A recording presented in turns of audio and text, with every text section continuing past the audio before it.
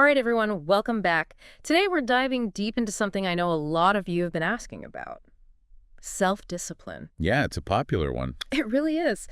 And to help us, well, discipline ourselves to get to the bottom of it all, we're going to be looking closely at Ryan Holiday's book, Discipline is Destiny. Great book. Really makes you think. I know, right? It's all about how self-control, how mastering that can really lead to an amazing life. Absolutely. One of the most interesting things Holiday does is he kind of flips the script on how we usually think about discipline.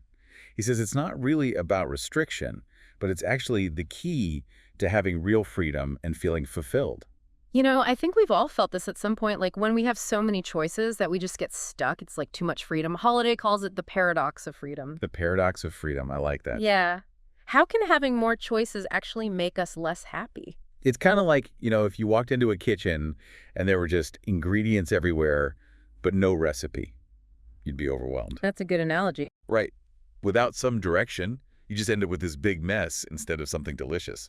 Too much freedom is like a messy kitchen with all the potential but no plan. Exactly. I like that. Holiday actually quotes President Eisenhower in the book. He said, "Freedom is the opportunity for self-discipline." I love that quote. Yeah. It shows that, you have all this freedom, all these choices, but without self-discipline, you're kind of lost. Like, what do you do with it all? Right. It's like having a really powerful sports car but with no steering wheel. Yeah. Okay, so we need that recipe, we need that steering wheel, we need some kind of structure to make use of all this freedom. But how does that translate to, our everyday lives? Well, think about it. We're constantly bombarded with choices all day long, from what to eat to what to watch to how to spend our time. It's true. We make so many choices without even thinking about it. Right. And each one, even if it seems small, it uses up a bit of our willpower. Self-discipline is about being conscious of those choices and picking the ones that match up with our values, our long-term goals, even when there are tons of temptations. That sounds exhausting, though. Always saying no to the things we enjoy. And that's where a lot of people get tripped up with self-discipline. They think it's all about deprivation, about saying no to everything fun, but it's not about that. So it's not about deprivation. No, it's more about recognizing that, not everything that looks shiny is actually valuable. All that glitters isn't gold, as they say. That's a good one. Sometimes something might seem really appealing in the moment, but it could actually take you further away from what you really want in the long run. Like scrolling through social media all night instead of working on that project you're excited about. Exactly. Short-term pleasure, but then you might have long-term regret. Holiday talks about this battle we all have going on inside between what he calls our lower self and our higher self. They're constantly fighting for control. So it's like an arm wrestle, between giving into that donut craving or sticking with your workout plan. Exactly. Which side wins depends on how strong your self-discipline muscle is. And like any muscle, it needs training, right? Absolutely. And Holiday suggests starting with physical discipline. That's the foundation.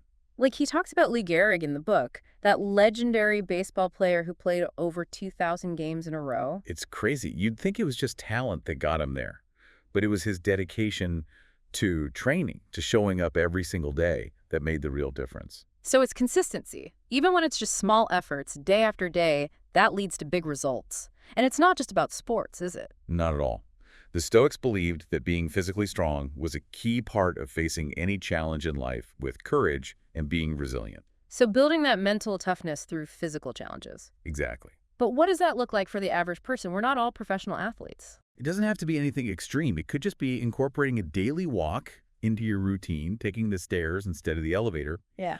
Or even just sticking to a regular sleep schedule. It's about pushing yourself a little bit outside of your comfort zone. Yeah, consistently. I remember Holiday's a big fan of cold showers, right? Oh, yeah, he loves those. Something about building willpower by, enduring discomfort. Exactly. It's Yeah. not really about the suffering itself. It's about proving to yourself that you can do hard things. Each little act of discipline, it strengthens that inner resilience. I'm starting to see how it all ties together, but wouldn't you say that the real challenge is, taming the mind? Oh, for sure. I mean, our bodies might be in shape, but our thoughts can be all over the place. Absolutely. Yeah, it's like we beat the first level of the game, Yeah. got our bodies in check, but now it's time for the boss level, the mind. Totally. We've hit the gym, we've had our cold showers, we're sleeping right. Now, how do we actually, handle the mind? All right, because that's a whole other beast. especially with everything going on around us, all the notifications, distractions. Mm. It's tough. So tough. It feels like my focus has the attention span of like a goldfish these days. But what's interesting is Holiday argues that getting those physical habits down, it actually sets you up for mental strength. Oh, really? Yeah. Remember when we were talking about Lisa Feldman Barrett, the neuroscientist? Yeah, yeah. Her research suggests that how well our bodies are doing, it directly affects how well our brain can work. So taking care of our physical health is a good thing for our brain, too. Exactly. It's all connected. Okay, that makes sense. So we're taking care of ourselves, that's step one. But how do we actually get to the point where we can control our thoughts and reactions? Holiday calls it moderating the mind. It's about staying calm and composed, even when it feels like everything around you is going haywire. That's easier said than done. Do you have any tips on how we can get to that level of, like, Zen master? Well, he uses this amazing example of Queen Elizabeth. Like, imagine someone firing 6 gunshots at you during a parade. Oh, wow. Most people would completely freak out, right? But she, barely reacted. Okay, that's impressive. But how do we regular people learn to do that? I'm not exactly facing gunmen on a daily basis. Well, the thing is, Holiday points out there's this tiny gap between something happening, a stimulus, and how we react to it. There is. Yeah, this tiny pause, a split second. And in that pause, we actually have the power to choose how we're going to respond. So it's about resisting that immediate knee-jerk reaction and making a conscious choice instead. Exactly. You create that little bit of space to think clearly, to question why you're reacting that way, and then choose a response that fits with your values and goals. So like the next time someone cuts you off in traffic. I take a deep breath and resist the urge to lay on the horn. Precisely. Now, along with mastering our reactions, another huge part of disciplining the mind is getting good at focusing, especially in a world full of distractions. Oh, don't even get me started. My phone is like a black hole for my attention. It's ridiculous. I know what you mean. Holiday uses this example of Beethoven, who was known for having really intense focus. Like he would get so absorbed in his music that he'd ignore people talking to him. Wow, he was in the zone. Right. And I think we've all felt that flow state at some point, like when you're writing and everything else just disappears. Yeah, I love that feeling. That's the power of focus. And it's something we can all get better at. Holiday says we should practice ignoring distractions, setting aside specific times for the things that are important to us, and then really committing to the task at hand. Okay, that sounds good in theory. But what about those times when we do get distracted, or we don't quite reach our goals? It's easy to get discouraged and feel like a failure, especially when it comes to self-discipline. And that's where being kind to yourself comes in. Holiday reminds us that the point isn't to be perfect. It's about doing your best and learning from when things don't go perfectly. It's about progress over perfection. Exactly. He quotes Socrates, who said, "We can't remain as we are." I like that. It's about embracing the fact that we're always learning and growing. Right. And treating ourselves with kindness throughout the process. Remember, self-discipline isn't about punishing yourself. It's about becoming the best version of yourself. Okay, so we've tackled the body, the mind. Where does this journey of self-discipline lead us? Like, what's the ultimate destination? Holiday says that true self-mastery comes from bringing together the body, the mind, and the spirit. He compares it to a charioteer who has to manage multiple things at once, the horses, the reins, the chariot itself, to win the race. So it's about getting all these different parts of ourselves working together, but what does that spirit part really mean? It's about connecting with your deepest purpose, what you value, what you're passionate about. It's about living a life of integrity, where your actions match your beliefs. I see. He uses the example of Emperor Marcus Aurelius, who ruled the Roman Empire for over 20 years. Oh. Yeah, he was known for being a balanced leader, for his calmness, and for his dedication to his people. Sounds like he had it all figured out. Right. He's a great example of someone who embodied this holistic approach to self-discipline. He didn't just achieve personal success, he used his strength and clarity to make a positive impact on the world. So it's not just about individual achievement, it's about using that self-mastery to do something good for others. Exactly. But I think some people might worry that all this focus on discipline might make you, I don't know, kind of an unemotional rodot. Oh, I hear that. And Holiday addresses that directly in the book. This whole journey of self-discipline isn't about becoming some stoic robot with no feelings. So we're not trying to suppress our emotions to become these disciplined machines. Not at all. Mm. In fact, he argues that real strength comes from balancing discipline with kindness, compassion, and love. It's about being a whole person, not just a disciplined one. Exactly. He acknowledges that, walking this path of self-discipline might lead to people not understanding you. Yeah, they might not get it. Right. But he says we should approach those situations with understanding and acceptance. So extending that same grace and compassion we give ourselves to other people, even when they might not get why we're doing what we're doing. Exactly. And that leads us to one of the most important points, self-compassion. Okay, tell me more. I'm all about self-love.